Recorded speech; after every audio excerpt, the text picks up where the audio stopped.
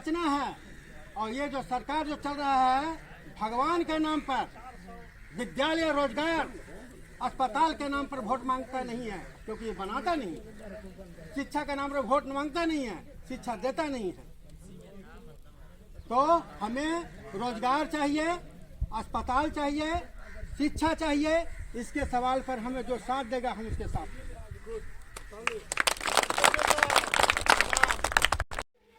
शंकर जी और मंच के संचालन करता हमारे विनोद जी एवं तमाम आज की सभा में उपस्थित हमारे सभी अपने समाज के हमारे बंधुओं, महिलाएं, हम कुछ बोले उसके पहले हम हमारे दो जो मसीहा हैं, संत गाडगे जी महाराज और बाबा साहब, दोनों के चरणों में पुष्प अर्पित करते हैं, नमन करते हैं।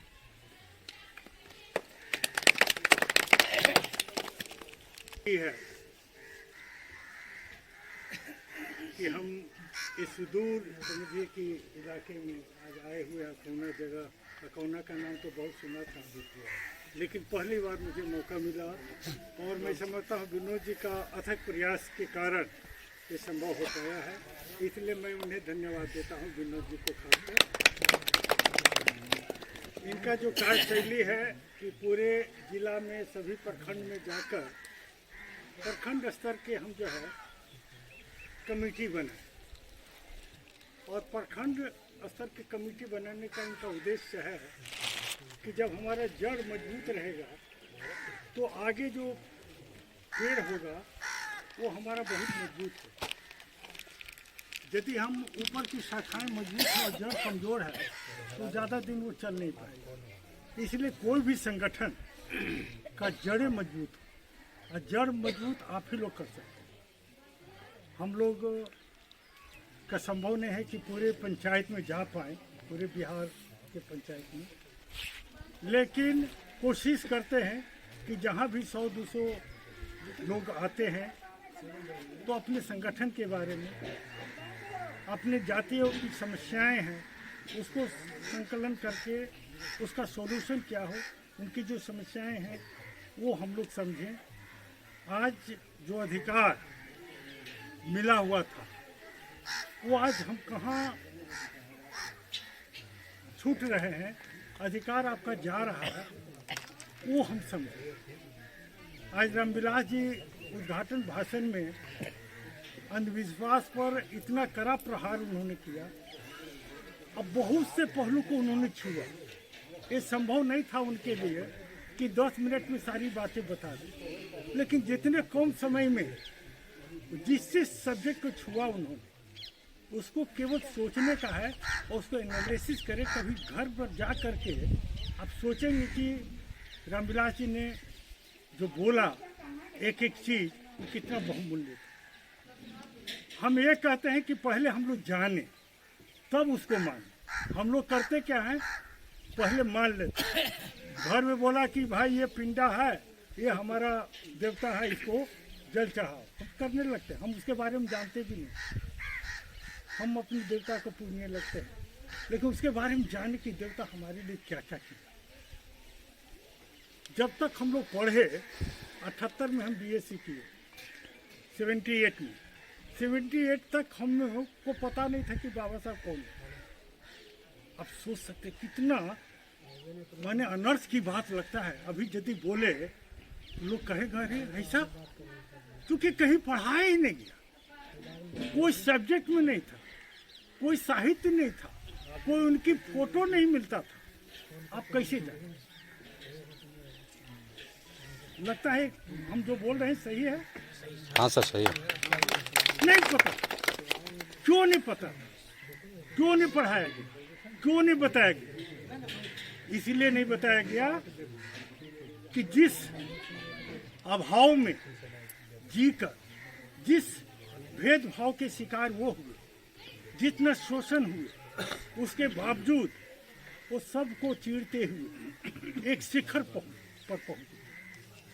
इसीलिए नहीं बताया गया कि उनकी जब कहानी हम पढ़े पहली बार, मैं कानपुर में था रेलवे में, वहाँ मुझे एक लखनऊ का एक आदमी ने किताब दी।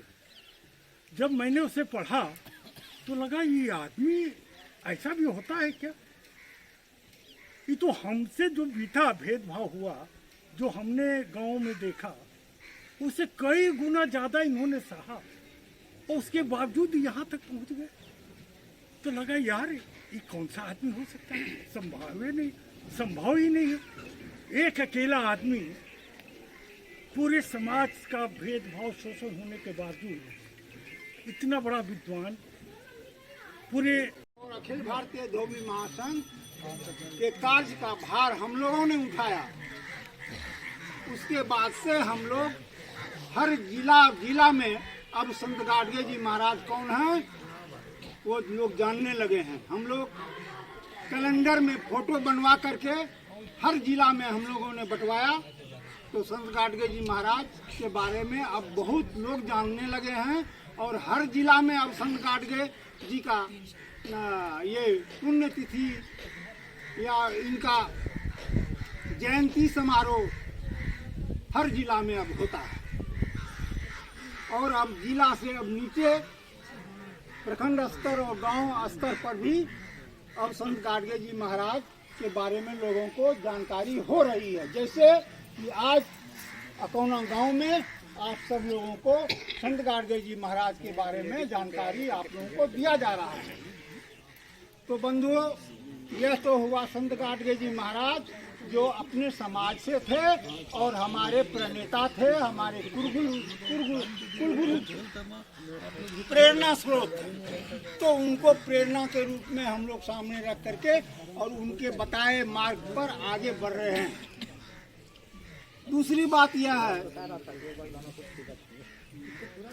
कि अंबेडकर साहब जो हमें पूरे हिंदुस्तान के समाज को, पूरे समाज के लिए जो संविधान दिया, वह कोई अपने जाति के लिए या केवल अनुसूचित जाति के लिए संविधान नहीं बनाया, वो पूरे समाज के लिए यह संविधान बनाया कि पूरा हिंदुस्तान के पूरा समाज इसी संविधान के अनुरूप और कानून के अनुरूप हिंदुस्तान में प्रशासन चलेगा, कानून चलेगा, सबके लिए है। तो हम लोगों